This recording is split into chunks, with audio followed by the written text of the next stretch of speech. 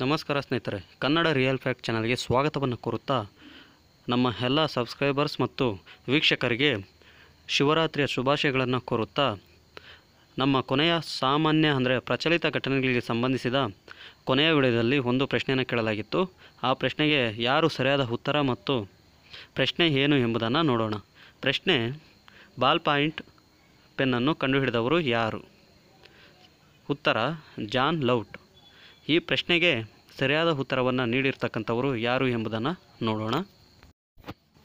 ಸರಿಯಾದ ಉತ್ತರವನ್ನು ಮೊದಲು ಕಾಮೆಂಟ್ ಮಾಡಿರ್ತಕ್ಕಂಥವರು ಶಿವಕುಮಾರ್ ಎಸ್ ಮತ್ತು ರಮೇಶ್ ಎಂಬತಕ್ಕಂಥವರು ಸರಿಯಾದ ಉತ್ತರವನ್ನು ನೀಡಿರ್ತಾರೆ.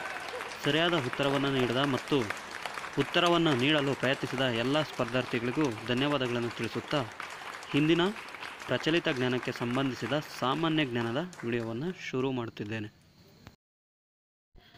ಈ ವಿಡಿಯೋದಲ್ಲಿ ಒಂದು ವಾರಕ್ಕೆ ಸಂಬಂಧಿಸಿದ ಅಂದರೆ ಫೆಬ್ರವರಿ 25ರಿಂದ ಮಾರ್ಚ್ 3ರವರೆಗೆ ನಡೆದಿರ್ತಕ್ಕಂತಹ ಪ್ರಮುಖ ಘಟನೆಗಳಿಗೆ ಸಂಬಂಧಿಸಿದಂತೆ ಪ್ರಶ್ನೋತ್ತರ ಮಾಲಿಕೆಗಳನ್ನು ಈ ವಿಡಿಯೋದಲ್ಲಿ ನೀಡುತ್ತಿದ್ದೇನೆ.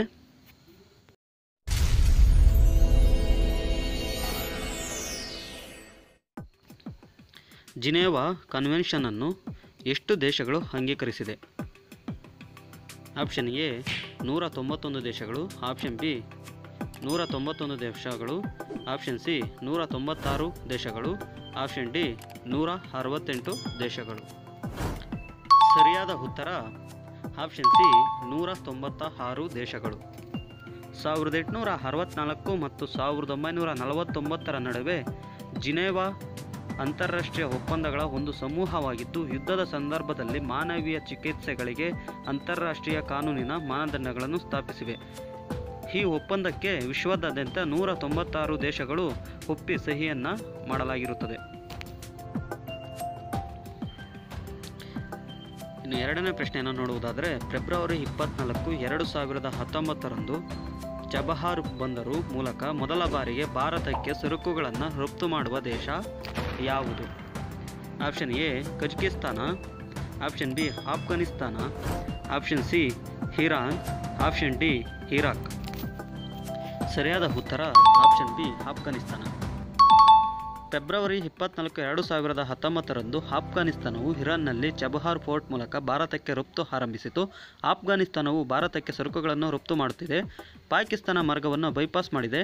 570 ಟನ್ ಒಣಗಿದ ಹಣ್ಣುಗಳು, ಜವಳಿ, ಕಾರ್ಪೆಟ್ಗಳು ಮತ್ತು ಖನಿಜ ಉತ್ಪನ್ನಗಳು ಸಾಗಿಸುವ 23 ಟ್ರಕ್ಗಳು ಪಶ್ಚಿಮ ಆಫ್ಘಾನಿಸ್ತಾನದ ಜರ್ಜಾನ್ನಿಂದ ಇರಾನ್ನಲ್ಲಿ ಚಬಹಾರ್ಗೆ ರವಾನಿಸಲಾಗುತ್ತಿದೆ. ಇನ್ನು ಮೂರನೆಯ ಪ್ರಶ್ನೆಯನ್ನು ನೋಡುವುದಾದರೆ, ಯಾವ ಚಲನಚಿತ್ರವು ಆಸ್ಕರ್ 2019 ಅತ್ಯುತ್ತಮ ಸಾಕ್ಷ್ಯಚಿತ್ರದಲ್ಲಿ ಶಾರ್ಟ್ ವಿಷಯ ವಿಭಾಗದಲ್ಲಿ ಗೆದ್ದಿದೆ? Option A Bao, option B Skin, option C end of sentence, option D Free Solo. ಸರಿಯಾದ ಉತ್ತರ option C end of sentence. 91ನೇ ಅಕಾಡೆಮಿ ಅವಾರ್ಡ್ಸ್ನಲ್ಲಿ ಸಾಕ್ಷ್ಯಚಿತ್ರಕ್ಕೆ ಅಂದರೆ ಶಾರ್ಟ್ ವಿಷಯ ವಿಭಾಗದಲ್ಲಿ ಆಸ್ಕರ್ ಪ್ರಶಸ್ತಿಯನ್ನು ಗಳಿಸಿದ್ದು, ಗ್ರಾಮೀಣ ಭಾರತದಲ್ಲಿನ ಚಲನಚಿತ್ರವನ್ನು ನಿರ್ಮಿಸುತ್ತಿರುವ ಎಂಡ್ ಆಫ್ ಸೆಂಟೆನ್ಸ್ ಈ ಚಲನಚಿತ್ರವನ್ನು ರೇಖಾ ಜಫ್ತಾಬ್ಜಿ ನಿರ್ಮಿಸಿದ್ದಾರೆ. ಇನ್ನು ನಾಲ್ಕನೇ ಪ್ರಶ್ನೆಯನ್ನು ನೋಡುವುದಾದರೆ, 91ನೇ ಅಕಾಡೆಮಿ ಪ್ರಶಸ್ತಿ ಅಂದರೆ ಆಸ್ಕರ್ನಲ್ಲಿ ಅತ್ಯುತ್ತಮ ಚಿತ್ರ ಪ್ರಶಸ್ತಿಯನ್ನು ಯಾವ ಚಲನಚಿತ್ರವು ಗೆದ್ದಿದೆ? Option A Bohemian Rhapsody, option B the favourite, option C Roma, option D green book. ಸರಿಯಾದ ಉತ್ತರ ಆಪ್ಷನ್ ಡಿ ಗ್ರೀನ್ ಬುಕ್. 91ನೇ ಅಕಾಡೆಮಿ ಪ್ರಶಸ್ತಿಗಳು ಆಸ್ಕರ್ ಪ್ರಶಸ್ತಿಗಳು ಎಂದು ಪ್ರಸಿದ್ಧವಾದವು. ಭಾರತೀಯ ಸಮಯದ ಪ್ರಕಾರ ಫೆಬ್ರವರಿ 24, 2019ರಂದು ಅತ್ಯುತ್ತಮ ಚಿತ್ರ ವಿಭಾಗದಲ್ಲಿ ಗ್ರೀನ್ ಬುಕ್ ಗೆದ್ದಿದೆ. ಬೆಹಮಿಯನ್ ರ್ಹ್ಯಾಪ್ಸಡಿ 5 ಆಸ್ಕರ್ ಪ್ರಶಸ್ತಿಗೆ ನಾಮಾಂಕಿತಗೊಂಡಿತ್ತು. ರಾಷ್ಟ್ರೀಯ ವಿಜ್ಞಾನ ದಿನವನ್ನು ಪ್ರತಿ ವರ್ಷ ಯಾವಾಗ ಆಚರಿಸಲಾಗುತ್ತದೆ? Option A February 25, option B February 26, option C February 27, option D February 28. ಸರಿಯಾದ ಉತ್ತರ ಆಪ್ಷನ್ ಡಿ ಫೆಬ್ರವರಿ 28. ಭಾರತೀಯ ಭೌತಶಾಸ್ತ್ರಜ್ಞ ಚಂದ್ರಶೇಖರ ವೆಂಕಟರಾಮನ್ ಅಥವಾ ಸಿ ವಿ ರಾಮನ್ ಇವರು ರಾಮನ್ ಪರಿಣಾಮವನ್ನು ಪತ್ತೆ ಹಚ್ಚಿದ್ದಕ್ಕಾಗಿ ಫೆಬ್ರವರಿ 28ರಂದು ರಾಷ್ಟ್ರೀಯ ವಿಜ್ಞಾನ ದಿನವನ್ನಾಗಿ ಘೋಷಿಸಲಾಯಿತು. ಇದೇ ತಿಂಗಳಾದ ಫೆಬ್ರವರಿ 28ರಂದು ಭಾರತದಾದ್ಯಂತ ಆಚರಿಸಲಾಯಿತು. National science day 2019 science for the people and people for the science ಎಂಬ ಘೋಷವಾಕ್ಯದೊಂದಿಗೆ ರಾಷ್ಟ್ರೀಯ ವಿಜ್ಞಾನ ದಿನವನ್ನು ಆಚರಿಸಲಾಯಿತು. ಇನ್ನು 6ನೆಯ ಪ್ರಶ್ನೆಯನ್ನು ನೋಡೋಣ. ಪ್ರಧಾನಿ ನರೇಂದ್ರ ಮೋದಿ ಫೆಬ್ರವರಿ 25, 2019ರಂದು ರಾಷ್ಟ್ರಕ್ಕೆ ರಾಷ್ಟ್ರೀಯ ಯುದ್ಧ ಸ್ಮಾರಕವನ್ನು ಅರ್ಪಿಸಿದರು. ಈ ಸ್ಮಾರಕವು ಯಾವ ನಗರದಲ್ಲಿದೆ? Option A Mumbai, option B ಹೊಸದೆಹಲಿ, option C Amritsar, option D Srinagar. ಸರಿಯಾದ ಉತ್ತರ ಆಪ್ಷನ್ ಬಿ ಹೊಸದೆಹಲಿ. ಪ್ರಧಾನಿ ನರೇಂದ್ರ ಮೋದಿ ಫೆಬ್ರವರಿ 25, 2019ರಂದು ರಾಷ್ಟ್ರೀಯ ಯುದ್ಧ ಸ್ಮಾರಕವನ್ನು ಹೊಸದೆಹಲಿಯಲ್ಲಿ ಅರ್ಪಿಸಿದರು. ಇದು ರಾಷ್ಟ್ರೀಯ ಯುದ್ಧ ಸ್ಮಾರಕ ಸಂಕೀರ್ಣದ ಕೇಂದ್ರ ಒಬೆಲಿಸ್ಕ್ ಅಥವಾ ಇದನ್ನು ಕಂಬ ಎಂದು ಕರೆಯುತ್ತಾರೆ. ಇದರ ಮೇಲೆ ಶಾಶ್ವತವಾದ ಜ್ವಾಲೆಯ ಮತ್ತು 6 ಕಂಚಿನ ಭಿತ್ತಿಚಿತ್ರಗಳನ್ನು ಮತ್ತು ಭಾರತೀಯ ಸೇನೆ, ವಾಯುಪಡೆ ಮತ್ತು ನೌಕಾಪಡೆಯಿಂದ ನಡೆಸಲ್ಪಟ್ಟ ಪ್ರಸಿದ್ಧ ಯುದ್ಧಗಳನ್ನು ಚಿತ್ರಿಸಲಾಗಿದೆ. ಇನ್ನು 7ನೇ ಪ್ರಶ್ನೆಯನ್ನು ನೋಡುವುದಾದರೆ, ಸ್ವಸ್ಥ ಇಮ್ಯುನೈಸ್ಡ್ ಇಂಡಿಯಾ ಅಭಿಯಾನದ ಬ್ರಾಂಡ್ ಅಂಬಾಸಿಡರ್ ಅಥವಾ ರಾಯಭಾರಿಯಾಗಿ ಇತ್ತೀಚೆಗೆ ಯಾವ ನಟಿಯ ಹೆಸರನ್ನು ಹೆಸರಿಸಲಾಯಿತು? Option A Deepika Padukone, option B Alia Bhatt, option C Kareena Kapoor, option D Sonam Kapoor. ಸರಿಯಾದ ಉತ್ತರ ಆಪ್ಷನ್ ಸಿ ಕರೀನಾ ಕಪೂರ್. ಮಾನ್ಯತೆ ಪಡೆದ ನಟಿ ಕರೀನಾ ಕಪೂರ್ ಖಾನ್ ಅವರು ಸ್ವಸ್ಥ ಇಮ್ಯುನೈಸ್ಡ್ ಇಂಡಿಯಾ ಅಭಿಯಾನದ ಬ್ರಾಂಡ್ ಅಂಬಾಸಿಡರ್ ಆಗಿದ್ದಾರೆ.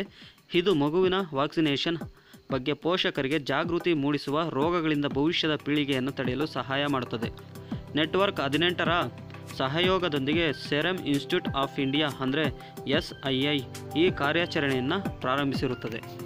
ಪ್ರಶ್ನೆ 8. ಇತ್ತೀಚಿನ ಸೇನಾ ಕಾರ್ಯಾಚರಣೆಯಲ್ಲಿ ಭಾರತೀಯ ವಾಯುಪಡೆಯು ಬಾಲಕೋಟ್ನಲ್ಲಿ ಅತಿ ದೊಡ್ಡ JM ತರಬೇತಿ ಶಿಬಿರವನ್ನು ನಾಶಪಡಿಸಿತು. ಈ ಪಟ್ಟಣವು ಯಾವ ಕೆಳಗಿನ ಪಾಕಿಸ್ತಾನಿ ಪ್ರಾಂತ್ಯಗಳಲ್ಲಿದೆ? Option A Balochistan, option B Punjab, option C Khyber Pakhtunkhwa, option D Sindh. ಸರಿಯಾದ ಉತ್ತರ ಆಪ್ಷನ್ ಸಿ ಖೈಬರ್ ಪಖ್ತೂನ್ಖ್ವಾ.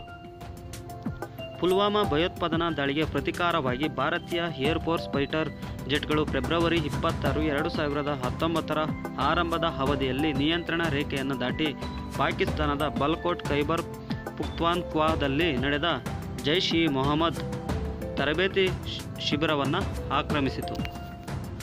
ಇನ್ನು 9ನೆಯ ಪ್ರಶ್ನೆಯನ್ನು ನೋಡುವುದಾದರೆ, 2016, 2017 ಮತ್ತು 2018 ಅಂದರೆ ಈ 3 ವರ್ಷಗಳಲ್ಲಿ ಪ್ರಧಾನಮಂತ್ರಿ ನರೇಂದ್ರ ಮೋದಿ ಅವರು ಶಾಂತಿ ಸ್ವರೂಪ್ ಭಟ್ನಾಗರ್ ಪ್ರಶಸ್ತಿಯನ್ನು ನೀಡಿದರು. ಅಂದರೆ ಯಾವ ಕ್ಷೇತ್ರದಲ್ಲಿ ನೀಡಿದರು? ಆಪ್ಷನ್ ಎ ವಿಜ್ಞಾನ ಮತ್ತು ತಂತ್ರಜ್ಞಾನ, ಆಪ್ಷನ್ ಬಿ ಕ್ರೀಡೆಗಳು, ಆಪ್ಷನ್ ಸಿ ಶಿಕ್ಷಣ ಮತ್ತು ಕೌಶಲ್ಯ ಅಭಿವೃದ್ಧಿ, ಆಪ್ಷನ್ ಡಿ ಸಾಹಿತ್ಯ ಕ್ಷೇತ್ರದಲ್ಲಿ. ಸರಿಯಾದ ಉತ್ತರ ಆಪ್ಷನ್ ಎ ವಿಜ್ಞಾನ ಮತ್ತು ತಂತ್ರಜ್ಞಾನದಲ್ಲಿ. ಸಂಕ್ಷಿಪ್ತ ವಿವರಣೆ. ರಾಷ್ಟ್ರೀಯ ವಿಜ್ಞಾನ ದಿನ 2019ರ ಸಂದರ್ಭದಲ್ಲಿ ಪ್ರಧಾನಿ ನರೇಂದ್ರ ಮೋದಿ 2016, 17 ಮತ್ತು 18ರ ವರ್ಷಗಳ ಕಾಲ ವಿಜ್ಞಾನ ಮತ್ತು ತಂತ್ರಜ್ಞಾನಕ್ಕಾಗಿ ಶಾಂತಿ ಸ್ವರೂಪ್ ಭಟ್ನಾಗರ್ ಪ್ರಶಸ್ತಿಯನ್ನು ಗೆದ್ದುಕೊಂಡರು. ಈ ಶಾಂತಿ ಸ್ವರೂಪ್ ಭಟ್ನಾಗರ್ ಪ್ರಶಸ್ತಿಯನ್ನು council of scientific and industrial research ಅಂದರೆ CSIR ಡಾಕ್ಟರ್ ಶಾಂತಿ ಸ್ವರೂಪ್ ಭಟ್ನಾಗರ್ ಸಂಸ್ಥಾಪಕ ನಿರ್ದೇಶಕರ ಹೆಸರಿನಲ್ಲಿ ಇಡಲಾಗಿದೆ. ಇನ್ನು 10ನೆಯ ಪ್ರಶ್ನೆಯನ್ನು ನೋಡುವುದಾದರೆ, 2 ವರ್ಷಗಳ ಕಾಲ ಕ್ರಿಕೆಟ್ನಿಂದ ಯಾವ ಮಾಜಿ ಕ್ರಿಕೆಟಿಗನನ್ನು ನಿಷೇಧಿಸಲಾಗಿದೆ? Option A Sanath Jayasuriya, option B Shane Warne, option C Imran Khan, option D Shahid Afridi. ಸರಿಯಾದ ಉತ್ತರ ಆಪ್ಷನ್ ಎ ಸನತ್ ಜಯಸೂರ್ಯ. ಸಂಕ್ಷಿಪ್ತ ವಿವರಣೆ. ಮಾಜಿ ಶ್ರೀಲಂಕಾದ ಕ್ರಿಕೆಟ್ ನಾಯಕ ಸನತ್ ಜಯಸೂರ್ಯ ಅವರನ್ನು ಕ್ರಿಕೆಟ್ನಿಂದ 2 ವರ್ಷಗಳ ಕಾಲ ನಿಷೇಧಿಸಲಾಗಿದೆ. ICC ಭ್ರಷ್ಟಾಚಾರ ವಿರೋಧಿ ಸಂಹಿತೆಯು 2 ಎಣಿಕೆಗಳನ್ನು ಉಲ್ಲಂಘಿಸಲು ಒಪ್ಪಿಕೊಂಡಿದ್ದಾರೆ ಎಂದು ಫೆಬ್ರವರಿ 26ರಂದು ICC ಹೇಳಿದೆ. ವಿರೋಧಿ ಭ್ರಷ್ಟಾಚಾರ ಘಟಕ ಅಂದರೆ ACU ತನಿಖೆಗೆ ಸಹಕರಿಸುವ ನಿರಾಕರಣೆ, ತನಿಖೆಯನ್ನು ತಡೆಗಟ್ಟುವುದು ಅಥವಾ ವಿಳಂಬಿಸುವುದು ಈ ಆರೋಪಗಳಲ್ಲಿ ಸೇರಿವೆ. ಯುನೈಟೆಡ್ ಸ್ಟೇಟ್ಸ್ ಅಧ್ಯಕ್ಷ ಡೊನಾಲ್ಡ್ ಟ್ರಂಪ್ ಮತ್ತು ಉತ್ತರ ಕೊರಿಯಾದ ನಾಯಕ ಕಿಮ್ ಜೋಂಗ್ ಉನ್ ನಡುವಿನ 2ನೇ ಸಮಾವೇಶವನ್ನು ಯಾವ ದೇಶದಲ್ಲಿ ಆಯೋಜಿಸಲಾಯಿತು? Option A Vietnam, option B ದಕ್ಷಿಣ Korea, option C Italy, option D Singapore. ಸರಿಯಾದ ಉತ್ತರ ಆಪ್ಷನ್ ಎ ವಿಯೆಟ್ನಾಂ. 2019 ಫೆಬ್ರವರಿ 27 ಮತ್ತು 28ರಂದು ಅಮೆರಿಕದ ಅಧ್ಯಕ್ಷ ಡೊನಾಲ್ಡ್ ಟ್ರಂಪ್ ಮತ್ತು ಉತ್ತರ ಕೊರಿಯಾದ ನಾಯಕ ಕಿಮ್ ಜೋಂಗ್ ಆನ್ ನಡುವಿನ ಎರಡನೆಯ ಶೃಂಗಸಭೆ ವಿಯೆಟ್ನಾಂನ ಹನೋಯ್ನಲ್ಲಿ ನಡೆಯಿತು. ಪ್ರಶ್ನೆ 12. ರಾಜ್ಯ ಸರ್ಕಾರಿ ನೌಕರರ ಪೋಷಕರನ್ನು ರಕ್ಷಿಸಲು ಯಾವ ರಾಜ್ಯವು ಪ್ರಣಾಮ್ ಆಯೋಗವನ್ನು ಪ್ರಾರಂಭಿಸಿದೆ? Option A Orissa, option B Bihar, option C Jharkhand, option D Assam. ಸರಿಯಾದ ಉತ್ತರ ಆಪ್ಷನ್ ಡಿ ಅಸ್ಸಾಂ. ಅಸ್ಸಾಂ ಮುಖ್ಯಮಂತ್ರಿ ಸರ್ಬಾನಂದ ಸೋನೋವಾಲ್ ರವರು ಪ್ರಣಾಮ್ ಆಯೋಗವನ್ನು ಪ್ರಾರಂಭಿಸಿದ್ದಾರೆ. ಇದು ರಾಜ್ಯ ಸರ್ಕಾರಿ ನೌಕರರ ಪೋಷಕರಿಗೆ ರಕ್ಷಣೆ ನೀಡುವ ಮಸೂದೆಗೆ ಸಂಬಂಧಿಸಿದ ಸಮಸ್ಯೆಗಳನ್ನು ನೋಡಿಕೊಳ್ಳುವ ಸಮಿತಿಯಾಗಿದೆ.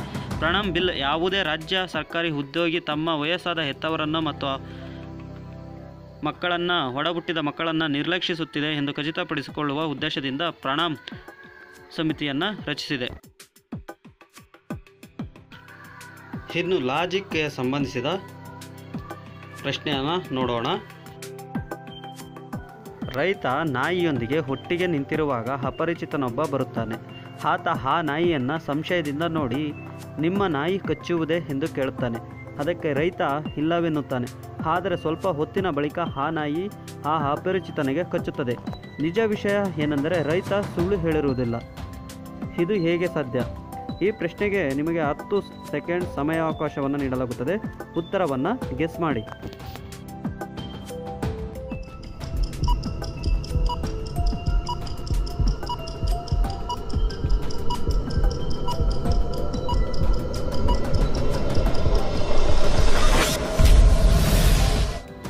ಉತ್ತರ ಅಪರಿಚಿತನಿಗೆ ಕಚ್ಚಿದ ನಾಯಿ ರೈತನದಲ್ಲ.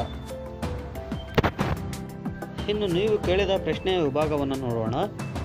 ಸಮುದ್ರವು ಸದಾಕಾಲ ನೀಲಿಯಾಗಿ ಕಾಣುತ್ತದೆ. ಇದು ನೀಲಿ ಆಕಾಶವನ್ನು ಪ್ರತಿಫಲಿಸುವ ಕಾರಣ ನೀಲಿಯಾಗಿ ಕಾಣುತ್ತಿದೆಯೇ ಎಂಬತಕ್ಕಂಥ ಪ್ರಶ್ನೆಯನ್ನು ಕೇಳಿರ್ತಾರೆ. ಇದಕ್ಕೆ ಸರಿಯಾದ ಉತ್ತರವನ್ನು ನೋಡೋಣ. ನೀರಿನ ಅಣುಗಳಿಂದಾಗಿ ಬೆಳಕು ಚೆದರುವ ಕಾರಣ ಸಮುದ್ರದ ಬಣ್ಣ ನೀಲಿಯಾಗಿ ಕಾಣುತ್ತದೆ.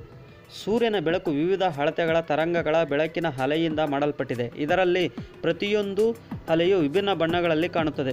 ಈ ಪೈಕಿ ಕಿರಿದಾದ ಬೆಳಕಿನ ಅಲೆಯು ನೀಲಿ ಬಣ್ಣದಲ್ಲಿ ಕಂಡರೆ ಉದ್ದನೆಯ ಅಲೆಯು ಕೆಂಪು ಬಣ್ಣದಲ್ಲಿ ಕಾಣುತ್ತದೆ. ಬಿಳಿ ಬೆಳಕು ಘನ, ಅನಿಲ ಮತ್ತು ದ್ರವ ವಸ್ತುಗಳ ಕಣಗಳೊಂದಿಗೆ ಸಂಯೋಜನೆಗೊಂಡಾಗ ವಿವಿಧ ಬಣ್ಣಗಳು ಚೆದರುತ್ತವೆ. ಈ ಸಂಯೋಜನೆಗೊಳ್ಳುವ ಕಣಗಳು ತುಂಬ ಕಡಿಮೆ ಇದ್ದರೆ ಸಣ್ಣ ಬೆಳಕಿನ ಅಲೆಯು ತುಂಬ ಹೆಚ್ಚಿನ ಪ್ರಮಾಣದಲ್ಲಿ ಚೆದರುತ್ತದೆ. ಸೂರ್ಯನ ಬೆಳಕು ಸಮುದ್ರಕ್ಕೆ ಅಪ್ಪಳಿಸಿದಾಗ ಅದು ಸಮುದ್ರದ ನೀರಿನ ಅಣುಗಳಿಂದ ಪ್ರತಿಫಲನಗೊಳ್ಳುತ್ತದೆ. ಈ ಅಣುಗಳು ತುಂಬ ಚಿಕ್ಕದಾಗಿರುತ್ತವೆ. ಆದ್ದರಿಂದ ಅದು ಬೆಳಕಿನ ನೀಲಿ ಬಣ್ಣವನ್ನು ತುಂಬ ಚೆದರಿಸುತ್ತದೆ. ಆದ್ದರಿಂದ ಸಮುದ್ರ ನೀಲಿಯಾಗಿ ಕಾಣುತ್ತದೆ. ಸ್ನೇಹಿತರೆ, ನಿಮ್ಮ ಸಾಮಾನ್ಯ ಜ್ಞಾನವನ್ನು ತಿಳಿಯಲು ನಿಮಗೊಂದು ಪ್ರಶ್ನೆ. ಈ ಪ್ರಶ್ನೆಯು ನಮ್ಮ ವಿಡಿಯೋಗಳಿಗೆ ಸಂಬಂಧಿಸಿದ ಪ್ರಶ್ನೆಯಾಗಿರುತ್ತದೆ. ಮೊಸರಿಗೆ ಹುಳಿ ರುಚಿಯನ್ನು ತಂದುಕೊಡುವುದಕ್ಕೆ ಕಾರಣವಾದ ಜೀವಾಣು ಯಾವುದು ಎಂಬತಕ್ಕಂಥದ್ದು ಪ್ರಶ್ನೆಗೆ ಉತ್ತರವನ್ನು ಕಾಮೆಂಟ್ ಬಾಕ್ಸ್ನಲ್ಲಿ ಬರೆಯಿರಿ. ಯಾರು ಸರಿಯಾದ ಉತ್ತರವನ್ನು ಮೊದಲು ಕಾಮೆಂಟ್ ಬಾಕ್ಸ್ನಲ್ಲಿ ಬರೆಯುತ್ತಾರೋ ಅವರ ಹೆಸರನ್ನು ನಮ್ಮ ಮುಂದಿನ ವಿಡಿಯೋದಲ್ಲಿ ಪ್ರಕಟಿಸಲಾಗುತ್ತದೆ. ಸ್ನೇಹಿತರೆ, ಇನ್ನು ನಿಮಗಿದು ಗೊತ್ತೇ ಎಂಬತಕ್ಕಂಥ ವಿಭಾಗವನ್ನು ನೋಡೋಣ. ನಿಮ್ಮ ಕೈಯ ಮಧ್ಯದ ಬೆರಳು ವೇಗವಾಗಿ ಬೆಳೆಯುತ್ತದೆಯಂತೆ. ಟೊಮೆಟೊದ ನಂತರ ಬಾಳೆಹಣ್ಣು ಜಗತ್ತಿನಲ್ಲಿ ಅತ್ಯಂತ ಪ್ರಸಿದ್ಧವಾದ ಹಣ್ಣು. ಚಿಟ್ಟೆಗಳು ಕಾಲಿನ ಮೂಲಕ ರುಚಿ ನೋಡುತ್ತವೆ. ಪ್ರಪಂಚದಲ್ಲಿ ಅತ್ಯಧಿಕ ಉದ್ಯೋಗಗಳನ್ನು ಹೊಂದಿರುವ ಸಂಸ್ಥೆ ಅಂದರೆ ಭಾರತೀಯ ರೈಲ್ವೆ. ಸ್ನೇಹಿತರೆ, ಇವಿಷ್ಟು ಈ ವಾರದ ಪ್ರಚಲಿತ ಘಟನೆಗಳಿಗೆ ಸಂಬಂಧಿಸಿದ ಪ್ರಶ್ನೋತ್ತರಗಳಾಗಿರುತ್ತವೆ. ಸ್ನೇಹಿತರೆ, ಈ ವಿಡಿಯೋ ನಿಮಗೇನಾದರೂ ಇಷ್ಟವಾಗಿದ್ದಲ್ಲಿ ಲೈಕ್ ಮಾಡಿ, ಶೇರ್ ಮಾಡಿ ಮತ್ತು ಸಬ್ಸ್ಕ್ರೈಬ್ ಮಾಡುವುದನ್ನು ಮರೆಯಬೇಡಿ. ಧನ್ಯವಾದಗಳು.